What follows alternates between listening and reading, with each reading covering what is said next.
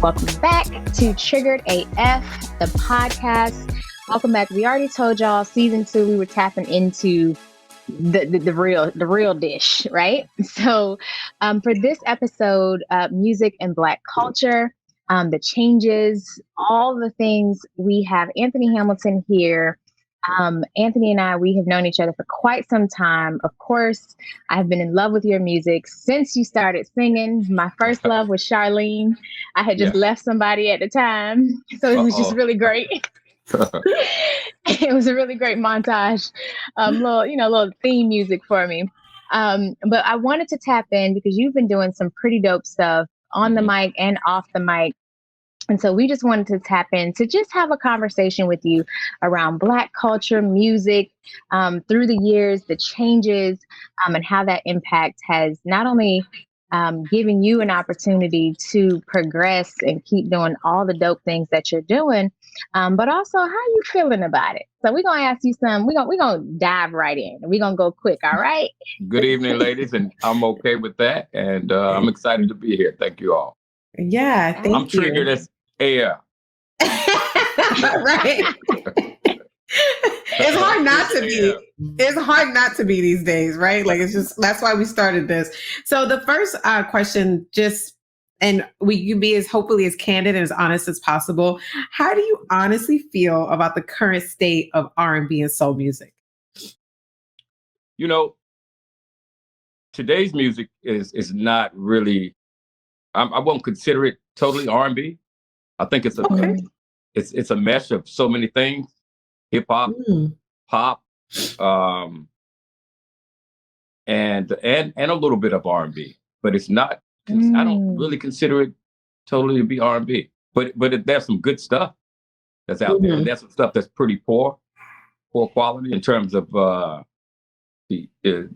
content, and the subject matter, and the lack of integrity in some of it could be a little better. But there's a lot of it that I do like. There's some times when I feel like that. There's some times when I feel like we need a lot more diversity when it comes to music and sounds that represent our culture. Yeah, for sure. I will say, like, I love a little thump. Yeah. I like to do ratchet shit with my friends every once in a while. Yeah. And it's an anthem that goes with that. But when that's all you got, you kind of vibrate a little bit lower. So you don't get to vibrate as high when all you ever doing is got music that underscores the ratchet shit that you like to do with your friends. Yeah. Yeah. And like you said, there's a time and a place for it. I think that it was made popular by the companies and these corporations who make a profit off of ignorance and stuff that could be promoting not the healthiest environment for us. So there's always something. Yeah, that actually is. That you kind of answered the second question is would you say that is the motivation behind the change in the content and the message of the music compared to, say, music from the 50s and the 60s and the 70s? Yeah, I think we had been down, and people of color, we're not as successful as the white race, the Caucasian race, and other races. So music was a way that we started to make a means for our families and become rich and wealthy and successful and popular, and the things that we often desire to be looked at as something special, to be looked at as someone who's important. And I think it goes back to all that when we were looked upon as less than. So now we have this avenue where we can become very successful. If this type of rap is being popular and being made mainstream and being successful, then that's what the next rap guy's gonna want to be. He's gonna want to be that. Yeah. And the next lady, she's gonna want to, twerk it, pop it, and do the things Shake it, drop it. To become, you want to be successful. Anything You do. I don't think any of us dream of being something negative and successful at it. I think it's a lot deeper than that. I just think that that was the way out for a lot of people, and it became a cultural sound, and it became something that was, you know, so celebrated in a way, even though it wasn't positive, that it became, you know, the new pop. So, you know, that's go ahead, love. No, I'm saying that's a really good point, to where it's, you can say, okay, this is what I want to do with my music. This is what I want to be, who I want to be. But then you come out and you don't find success in that. And so then it's like, okay, well, let me switch to do what people are asking for. And I think, honestly, even Cardi said that. She was like, y'all don't like when I rap about real stuff. Y'all only purchase my music when I'm talking about, you know, my pussy or my ass or what I could do with the dangly thing in the back of my throat. And I was like, okay, touche, sis. But then would you say that music influences the culture, or then the culture influences music? Like, what would you say has more influence? Like, is it like the chicken before the egg, or like, what would you say? I think it's hand in hand. I think we are the culture. We created the music, and then the music created us in a way, you know. So I think it's a revolving door.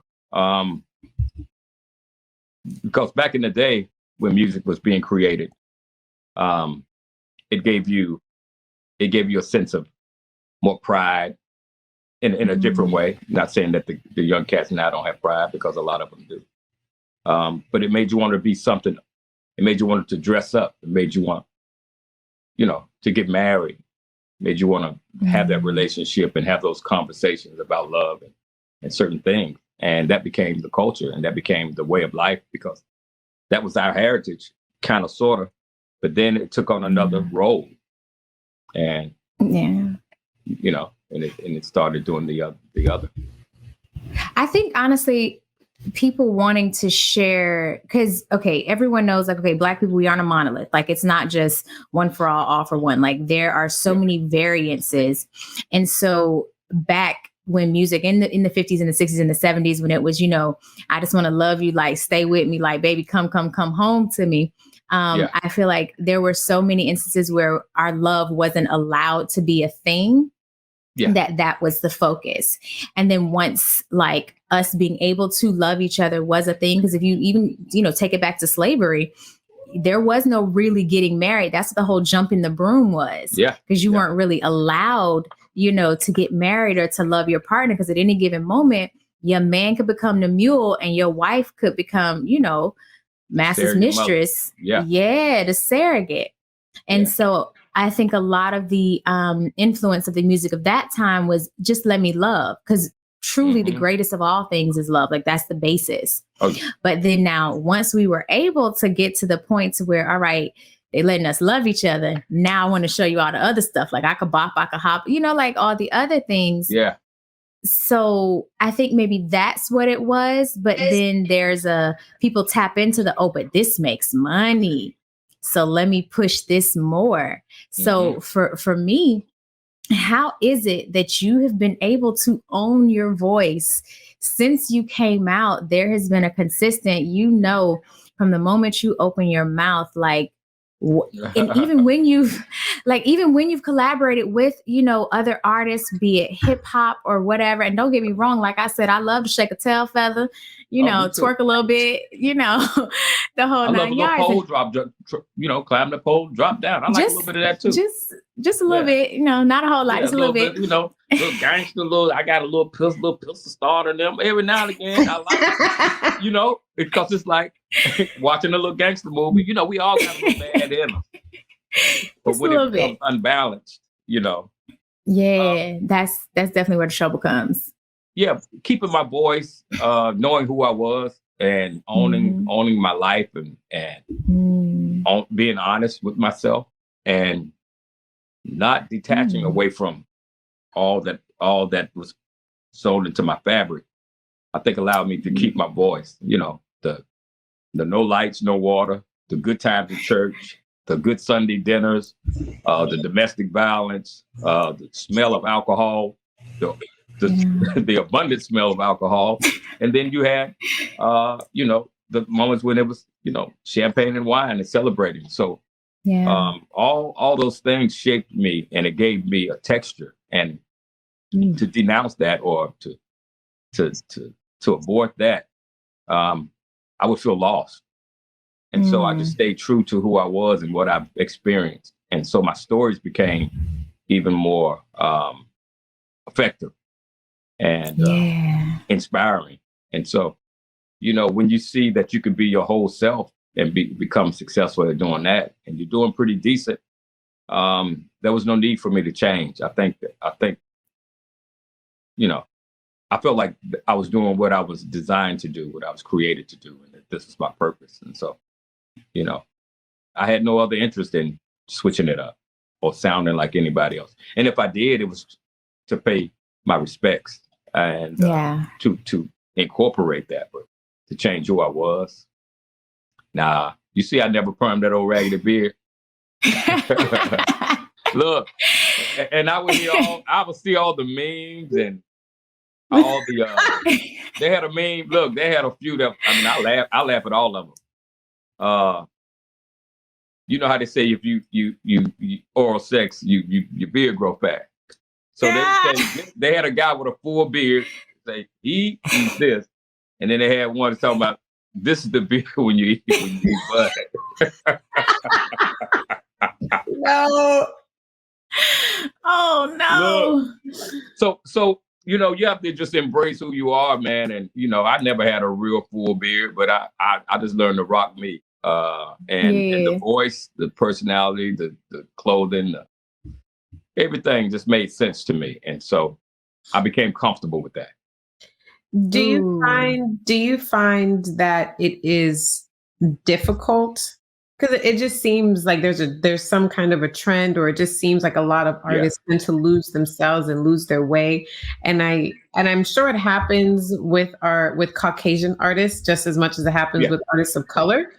But it just seems to be more of a trend in that in the Black community, where it's like they're not able to really stay true to themselves as much as maybe a Pink or a Katy Perry or a Taylor Swift, who can sit and write little country songs about loving boys, but then, you know, somebody else has to come out and talk about popping her pussy. Like, do you think there's a discrepancy there? You know, I think, like, once again, that, you know, the agendas and certain things that are, you know, music is powerful. So it's definitely going to be attacked. It started back in the Bible days. You know, the Angel of Music or whatever his name, that dude. That guy. That guy, he got kicked out. Music is that powerful. And you know, it gets attacked and it gets used and mishandled. And it's an avenue to spread whatever you want. They made it popular for Black people to, those lyrics they made it easy to be successful with that. And I think people, instead of being themselves, they want to be successful. But like, now we're able to love, and we're able to love freely and say, okay, I want to love, but I want to love in a bigger house. I want to love in a bigger car. I want to love money. I want to love, you know, these diamonds. So, you know, you start looking at other things, other means of success, and you want to obtain that. And so if you can do it through music or sports or whatever, then you'll do it. But with music, they dictate what's popular a lot of times. And then there's a lot of music that break through. I broke through at a time when it was necessary, and you know, I got in at the right time, because there were some other guys who sang like me and did, you know, similar music, and they didn't break through with the same force. And so it's just my timing and persistence and consistency had me ready when I needed to be ready. And let's not overlook the amazing voice and talent here. Well, exactly. So sure, like, oh, it was just timing. There's a lot of now. Exactly. Yeah, and like, I hope somebody singing like you. I hear you and all, but I don't know. Well, I mean, yeah, I do have a different style of a voice, and I have my own sound, and for sure, yeah, that's been that's my favorite. Thank you. Part of your artistry is just I know when you come on, that's you. You don't sound like nobody else. It's like, oh, is that? It's like, oh no, that's for sure Anthony Hamilton. 100%. Like when Aretha starts singing, like it's Aretha. But we don't have that as much anymore. I'm always like, man, like these younger artists will come on and they're so talented and not taking anything away from their art. Yeah. But sometimes I don't know who's who. I'm like, oh, is that like that's not a thing. Back in the day, it's like the Sam Cookes and the Al Greens, and it was like a thing to not sound like anybody else. Yeah. There's a few. Jasmine Sullivan, you hear her, you know it's her. Lord, yes. Yeah. Fantasia has that. Fantasia, the moment she opened her mouth, shoes coming out. The shoes, when they come off, the vocals get even stronger. KC from Jodeci. I mean, you have a few. Ooh, yeah. BJ the Chicago Kid has his own voice. It's quite a few. There's a few. Yeah. It's quite a few. I'm trying to remember what Khalid. I like what Khalid is doing. He's interesting. Her has her own voice. I'm starting to hear it clearer. She is a talented sister. She has a lot of talent. She is. She's growing into who she is. I didn't realize how young she was until I was, looking at one of her songs and I saw a note that's like, can you believe she's only 21? I was like, where? Yeah. Hell. She's 21 now, or she was 21? No. That was at the time. That was like, I want to say a year or two ago. She's about 23, 24 now. Yeah. Yeah. She's young. Yeah. I also Jasmine, when she was 11 to 12 years old, her parents had to come to the 5 spot in Philly, where the Roots used to do this jam session. And I was like, I was up there and I'd go to Philly to work and I'd go to the 5 spot because there's a live band. I was like, wow, the Roots and everybody playing here. And here's this little girl welling down the walls. I was like, who in the hell baby is this? I'm like, whose child is this? Yeah. And so I looked for her ever since then. And years later, she became a little older and she came out. And I was like, I knew it. I knew that voice. Thank God she got through and, life didn't get to her. And she stuck with it. She's been, because I mean, that kind of goes back to my point of, even the people with the distinct voices, sometimes those voices get so muffled in favor of the kind of factory produced voices. Yeah, there's a lot of noise. And sometimes the noise is a little louder than the music. And that's a good way to put it. Noise, very nice. Very nice way to put that. I can have on some jazz and the kids be noise and the jazz is playing and the kids are louder than you got to clean it up. Y'all want to do a collaboration with Exactly. So we got, we can't stop them coins. Okay. Yeah. I'm just being out there. I got love for all and appreciation for the music. A lot of the rappers, I get a lot of calls, and even though they do ratchet or trap music, they'll come to me knowing that, okay, I know you don't do that. I want to do this type of song. I've been, contacted by Young Dolph, Dave East, as of recently, but we haven't done anything yet. Corday, YK Osiris, a lot of these cats. That's dope. Young Twist, I got one with him. So, I get all these calls from the younger generation who know what I represent. And that lets me know that, there's definitely something decent and good in all of them. Yeah. They're just trying to stack it up. There's hope. Yeah, they're just trying to stack it up. And I think, being young and successful and going for it, you just like, all right, I got time today. I love that. I got time today. BJ Chicago Kid, I got time today. So they feel like they got time today, and that day tomorrow they wake up feel like I got time and I got time. And sometimes they age out of that and become something different and start to do something different. Ooh, speaking of doing something different, you started something, and I don't think it was your first time, but I made a note of it. Listen, it's all good stuff. I promise. You were passing out like real food during the pandemic to folks who needed it. Like I said, you have been consistent throughout your entire career. You have figured out how you can always stay true to you, but then you've also made sure that you always, brought some sort of impact or made some sort of change. Yeah. Like, how can you feel like it's your responsibility to do so? Because many artists feel like it's not their responsibility. Like, why do I have to be a social change agent because people know me? Because that is a heavy responsibility. But why do you feel, or do you feel as though that is an artist's responsibility, that they should, impact change? Like, do you feel like that's their responsibility at all?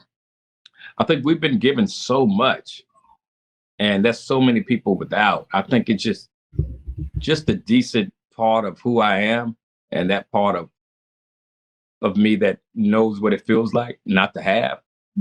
It's so easy for me to reach back. And so, it's harder for me to walk by somebody homeless because I feel like they're not serious. They're not really homeless. Sometimes I feel like, okay, this one is probably not the real deal, suffering.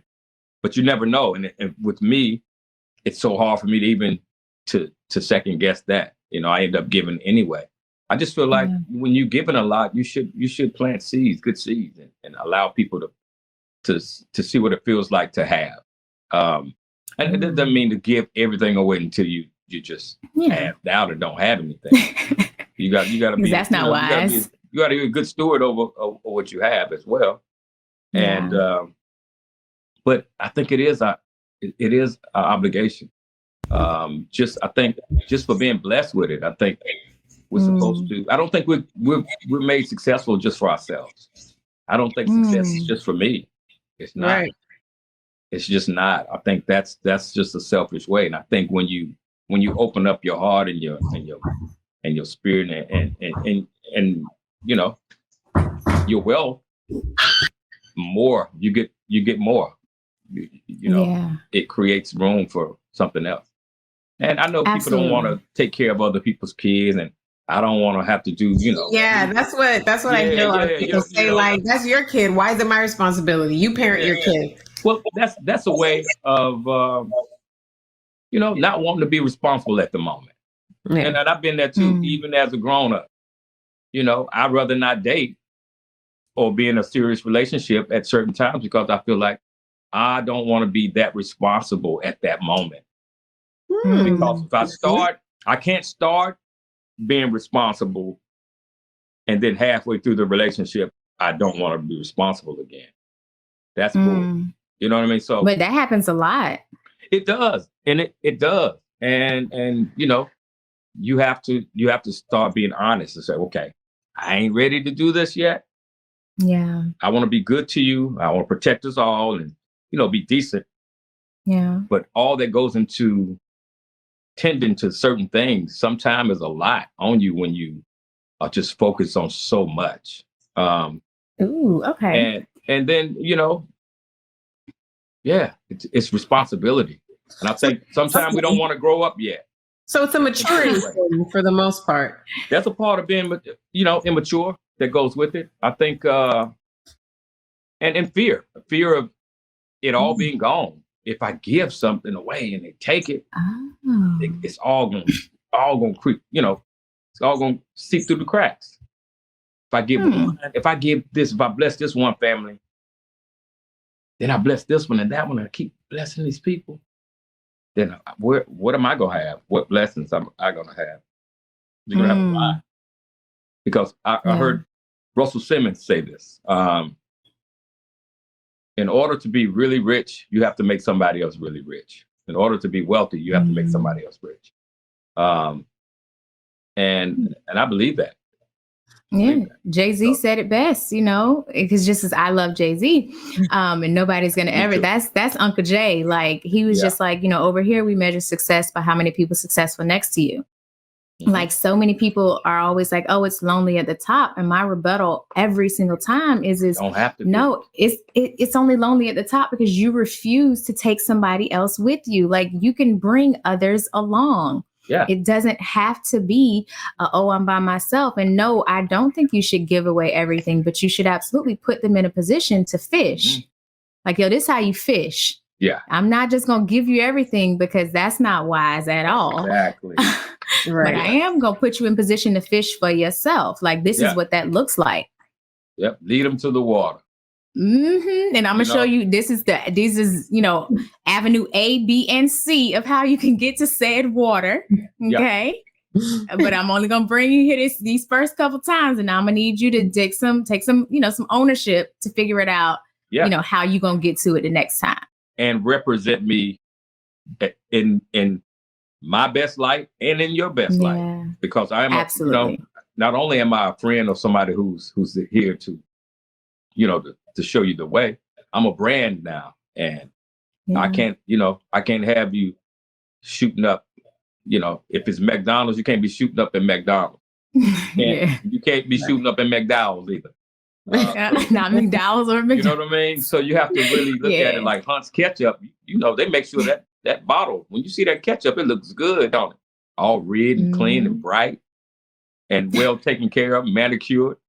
And so being a brand, you have to be careful who you bring along too, because if they don't represent you well, and if you're attached to something that's not going to, in return, sow good seed and become something that flourishes, then, you know, you have to worry about that as well. Absolutely. Yeah, I definitely agree with that. That made me think about how oftentimes women are represented in some hip hop music and music nowadays, the way women are spoken about, and we get called bitches and hoes. And I was, Alechia and I were looking at this article, and it's like when you compare sometimes the lyrics of maybe a pop song to the lyrics, and a pop song, like not a hip hop song, because I know hip hop is technically popular music now, but like maybe alternative rock, or, you know, like more of what do you call it? Like a more popcorny pop. Yeah, pop. I know exactly what you're talking about. Yeah. Like mainstream pop. Yeah. That's usually sang by non-Black people. And you compare it, it's like the only music that calls their women bitches and hoes and things like that typically falls sluts within the Black bitches ain't shit but hoes and tricks. Like, it's like, okay, sir. Yeah. Like me and my friends. I was like, ugh, you get older, you're like, ah. Like there's literally a song that says slob on my knob, like corn on a cob. Like that somebody says that out loud in the song and has produced. Even if you feel like that, you don't have to say it all out loud for grandma. Like, when was it okay? When did it become okay for you to talk like that in front of grandma? Yeah, like what happened to innuendos and like tongue in cheek and like, you know, like where's that at? Yeah, but those are lyricists though. Those are lyricists. It takes a lot to be able to say, I want you to, you know, fuck me and the homies, because there are songs that tell you to fuck them and the homies. It ain't fun unless the homies get some. Yeah, you see. You know, you can be like, let's make a family of it. Let's love freely. You and me and you. Yeah, like me. Right. Like there's like a better way togetherness, love. 2 flowers. Let's one. Yeah, it's like we've gone from sexual healing. Yeah. We've gone from sexual healing to bang, bang, bang, bang, bang, bang, bang, bang. And that's no fun anyway. That ain't no fun. Listen. No, I was saying that's no fun. Like, so you have all these songs like, oh, you know, bang, bang, bang, bang, bang. And it's like, bro, well, if we gonna get to the nitty gritty, if we talking real talk, no real woman who has insides likes that. Right. We are not misleading an entire generation. A whole generation is being misled sexually as to what women actually want. Man, I'm so tired of songs just talk about how good. This so good. I'm so good. It's so good. Like, And it be so trash. It ain't. It ain't. Right. They're like, shut up. I don't care about how good you are in the bed. And the thing is 9 times out of 10, the people, the men, even honestly the women who talk about how good their sex are, that's why I had to include us in there. Yeah. Terrible. To replay. Just no rhythm. Man. No rhythm. Just try. Just listen. Crouton no rhythm, all blues. No rhythm, all blues. Just sad. Everybody's sad. Yeah, just lay it out. Yeah, I got time today. I got time today, cause you about to stop. We about to stop you. Yeah, no, but it's really, really terrible. But I will say, in honor, Dani, of what you said about, so many people in the generation being led astray, especially about like what women want and how to satisfy us, not only just sexually, but also like outside of that too, is they always say music is typically a reflection of the times. So what would you say music is reflecting today in all its glory? Oh, you gonna put that on the end of it? That's a setup, man. Nah. What do I think music is reflecting today?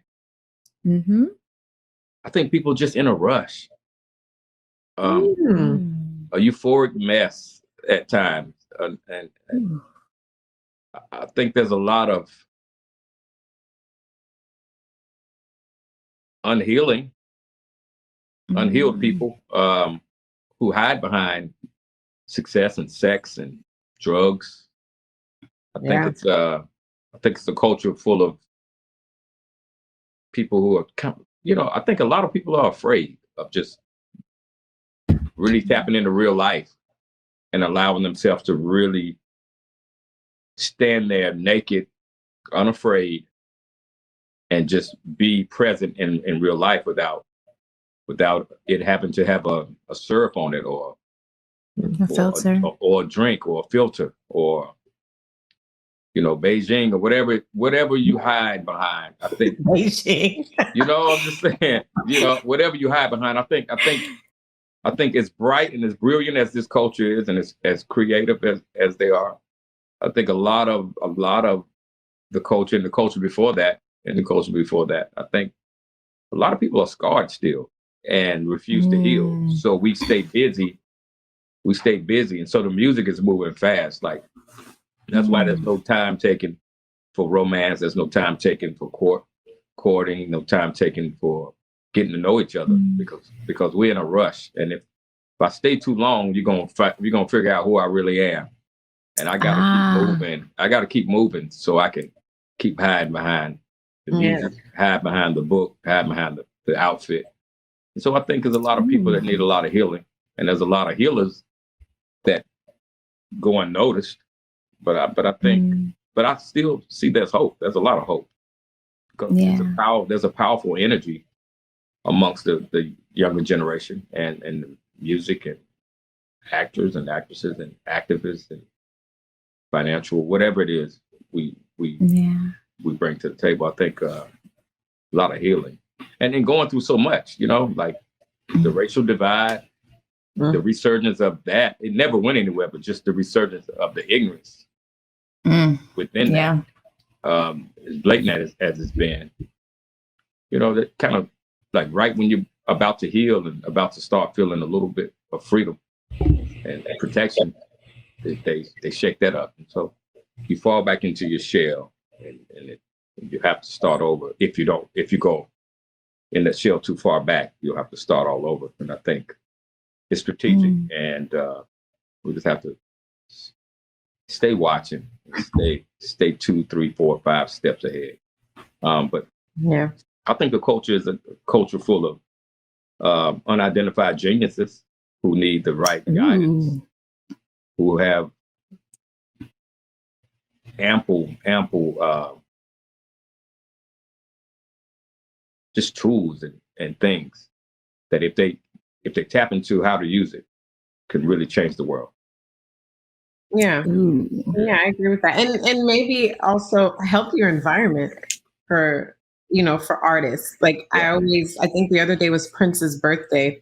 Yeah. And, you always see like, where everyone's like, oh, we miss you, Prince. Happy birthday, Prince. And the same thing with Michael Jackson, Whitney Houston, all these great stars that we've lost. But when they were alive, the way they get eaten up. And it's like we take these stars and we chew them up and we spit them out and then we cry when they're gone. Yeah. And that happens a lot. The environment seems like it's very toxic. And it's not really for the weak at all. Not for the weak, and it can't be toxic. And there's you have access to a lot of dark things and a lot of things that are not healthy, as well as a lot of access to things that can benefit you too. But you better believe that dog demon is waiting around. He's sitting right by the speaker, like, yeah, I see you nod a little too much. I got you. I see you, you're throwing that ball and running and smiling too much. I got you. So you have to be aware of who you're around and what's happening to you, and pay attention to your being, your true being, not the one that's dressed up, but the one who cries at night and the one who prays at night, and just be aware of how that part of you feel. And if you don't get too far away from your true values, there's a chance for you to be okay. And and like you said, the environment, it's okay to leave an unhealthy environment and go somewhere where you can heal and feel safe. Men and women. Like, I think there's a lot of men who don't feel safe. Oh yeah. Absolutely. Oh yeah. This last year or so with all the stuff, like there was times I didn't feel safe to just drive to the store late at night because I felt like I wanted to leave and go to the store or just ride out and listen to my music. I just didn't feel safe enough to do that. And that's not a good feeling. No, not at all. And it begs the question of, especially with, you were saying earlier, like there are a lot of unhealed people. What does it look like to normalize therapy for creatives?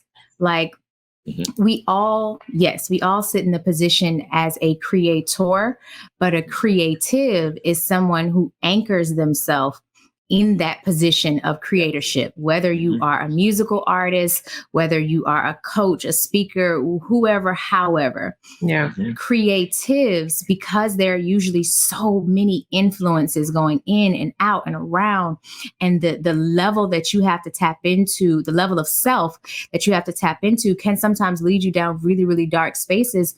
So what does it look like to normalize therapy, like, and not in the quotation, like, let's normalize this, like, no, but for real, like when you are signed or when you say you're going to get into the industry, or even as a parent, if you notice your child has a spectacular talent, what does it look like to do some pre-work, some offense? Let's get you in therapy now so I can teach you how to cope. That's one thing that Solange's mom did for her. And I have so much respect for her. She had her in therapy early because she recognized, you might need a little bit more support, and needing more support isn't necessarily a bad thing. No, but what would that look like, at least in my utopia? And you can tell me, because you're in the industry, is that even something that's talked about where it's, hey, what does therapy look like for you? Because you're having some troubles before you get to the point to where you're constantly ODing, or you're using all of these things to pacify and to put Band-Aids on all your shit. Yeah. What does therapy look like? Yeah. Where's the protection for the creative within the industry? Yeah. I think now it's been talked about a lot more, and people are, with Shanti Das, she has a thing called Quiet, Silence the Shame. Where she speaks about that. I have a thing called Taste, Take a Step to Elevate, which I'm just getting started. So I want to definitely implement tools and have access for men and boys, women too, but really want to get the men and the boys. Just the mental healing and strengthening and healing for them to be able to cope and to feel okay about talking about not being okay before success comes in. And it'll destroy you. So I think that's very important. I think they should have that for anything any job where it's strenuous, where you own all the time. Doctors, cops. That's why a lot of these cops are crazy as hell. And so a lot of the caretakers are crazy as hell. They're treating people, people parents are crazy as hell. Parents, schools, teachers. Because we don't get the tools. Nobody really teaches you for real. I was gonna snap on the kids downstairs. Not snap, but I was like, you're gonna be off of that game, and you about to get the little piece of hot sauce if that dog used the bathroom on this floor again. Because I don't told you, and I don't told you. You're pushing me to the quiet stall. But if you're not healthy and you don't have a well-balanced chemical balance, they set you off, and you have to know those triggers. So people having access to gifted people who can show you where the triggers are and what they are, it's so important. So therapy it should be cool. It should be just like going to the gym. We try to make it that normal, that regular, that and that matter of fact. So and it is that. It's absolutely that necessary, especially with this culture where there's just so much confusion. There's so much information. Yeah, it's really difficult sometimes to navigate. Not as someone in the music industry, I can only imagine when you're in the industry trying to create and put your art out there. You're sensitive about it, and then you also sensitive about my shit. Yes. So it's like you have to deal with so much criticism, and I mean, it really is a very vulnerable. Any art is so vulnerable. I definitely wish there was more protection, especially for Black artists within that industry. Because we just see so many of them they just get ran through the mud and just ran out and tossed out and hung out to dry. And that makes them bitter, and they don't make it better for the next person. Those people become CEOs and managers of new artists who they let bang their heads on the wall a little too often, and it just becomes a cycle, and that needs to be repaired. Absolutely. So basically it goes back to healing. And that's honestly what the point of all of this is. Like, let's identify what our triggers are, and then let's heal it. Let's call it out. Like, let's not smile and say, oh no, I'm perfect. Oh no, things are great. How you doing? Well, legit, you was just contemplating like how I'm going to take myself out of this thing. No, like, let's get to the point to where I need some help. What does saying that sound like? How does it make you feel? If it's scary, great. Say it again. And this time, once you have said and agreed that, okay, I need some help, let's actually make sure you go and get that help. Yeah. So then the last thing for me would be, and this is, Dani, of course, absolutely, if you have any more, but the last thing for me would be like, because we've been talking about like change and transformation and healing and all that, like, what would you, if, you were able to like snap your fingers and it's it, we here, we lit, what would you like, or what change would you like to see? Like, if you could change the machine that is the music industry and like the content that it tends to promote and produce, what would you like to change about it? I would like to see the same value put on Black music as it is with Caucasian music and music of other races, and Latin music and Asian music. They sell large numbers quite often. I'd like to see the same value put on that, the same care and the same attentiveness from the high ups. From the corporations that use music, and compensation. I think they should be compensated. We should be compensated royally, for what we contribute to this industry and to the world. And to life. Yeah, because music underscores everything. Culture, to just the overall culture, period. I would definitely like to see that. I would even go as far as like, I would like to see the Black artists be allowed to produce quality content and that go mainstream. Like Yeah. that, you know, like when Taylor Swift writes a song and she can write this song that is metaphorical and it's deep and it's, or you listen to Coldplay and they write these wonderful songs that get to talk about all aspects of life. I feel like sometimes within music that most Black artists sing, it's so limited. It's such a small little box of love, sex, money, cars, clothes, and hoes. We put ourselves we put our own people in a box too, because if we branch out like that, like John Legend, he started out doing a little bit more closer to soul R&B, but the minute he found a audience that was quite lucrative and quite a successful lane to be in, and he switched it up a little bit. People want to, he ain't Black no more. He ain't this no more. Yes, he is. He's still Black. He's still my brother. He's still a musical genius. He's still that man.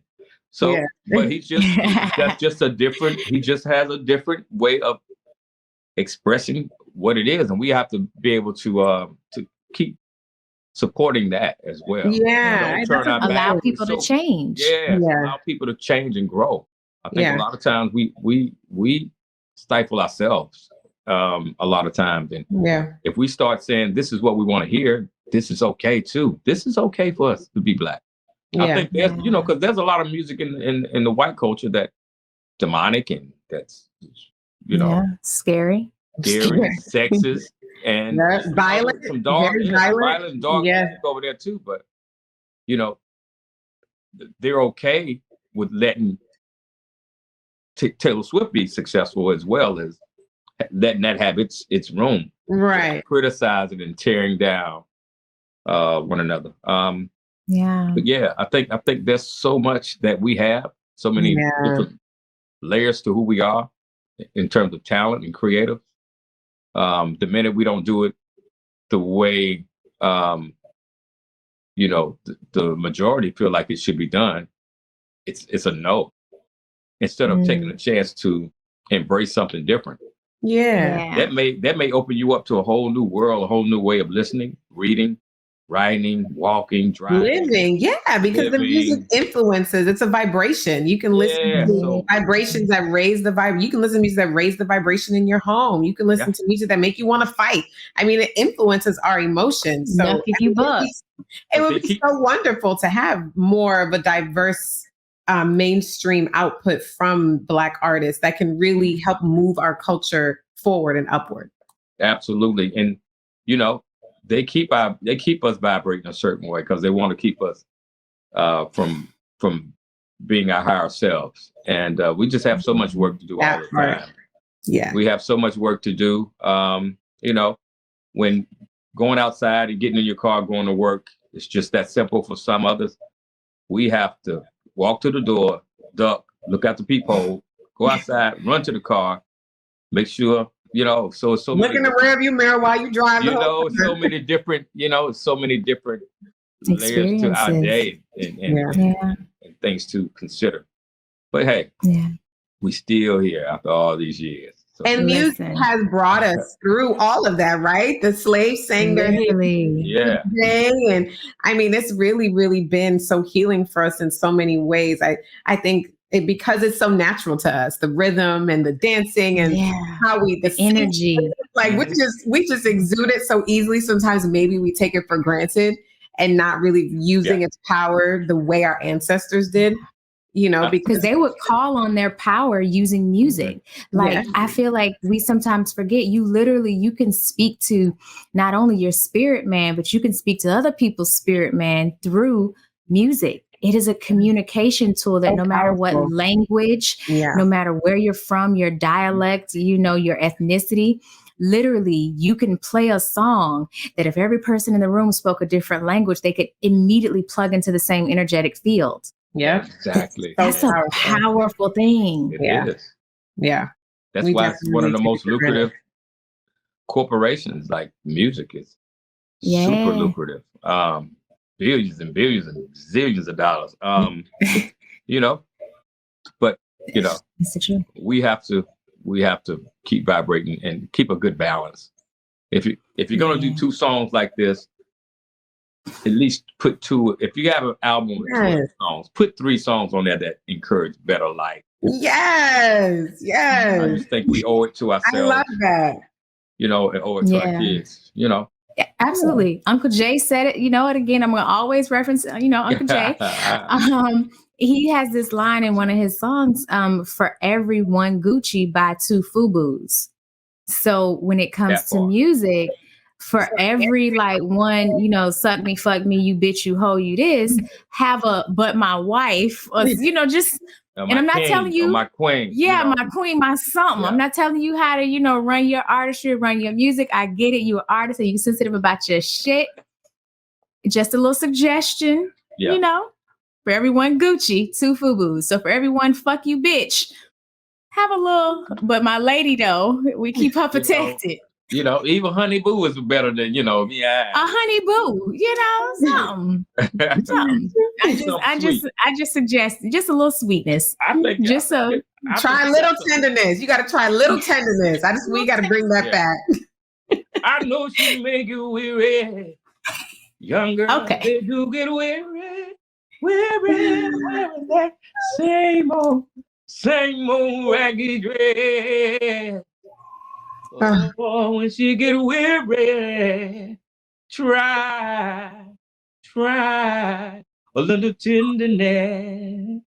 Listen. Look.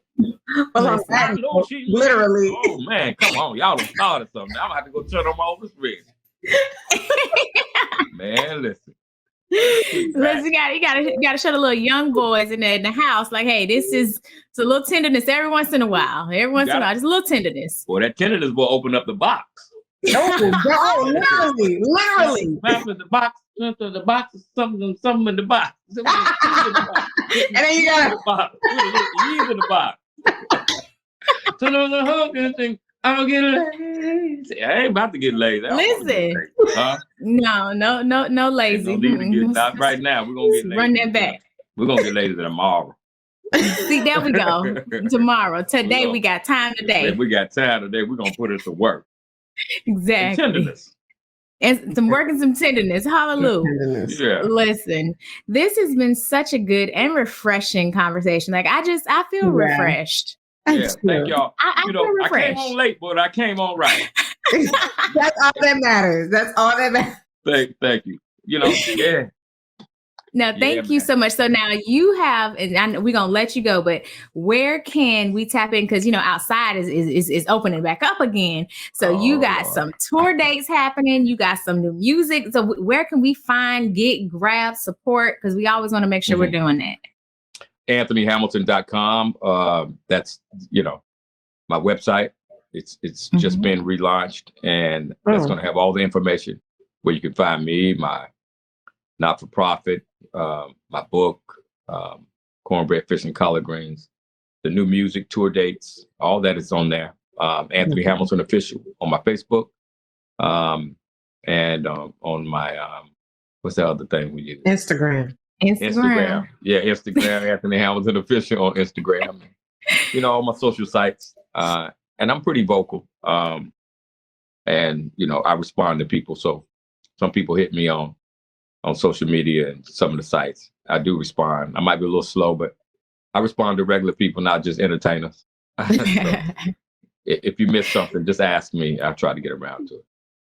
I bet. Well, thank you so much. And I do want you to enjoy your evening and don't spaz out on the kids about the dog. No, I ain't gonna do it. They want to play that game and go to the pool or something. They better get it tight. Listen, figure it out. I got time today. This tea be so good. I love it. I'm gonna get me some too. All right. Well, y'all enjoy. Thank y'all. This is amazing. You too. I can't wait to see it. Let me know when it's out there. Yeah. Definitely will. Thank y'all. Have a good night. All right, good night, lady. Bye. Bye. Peace. Thanks so much for listening to this week's episode of Triggered AF. Remember, don't be consumed by your triggers. Confront it and then work to release it. Whether you leave us more triggered than you came or you're feeling like you've been open to a new perspective, our hope is that you've grown. Make sure to share this episode with a friend who's trigger happy and tag us while you're listening. We can't wait to hear from you. Until next week, pull it together, girl.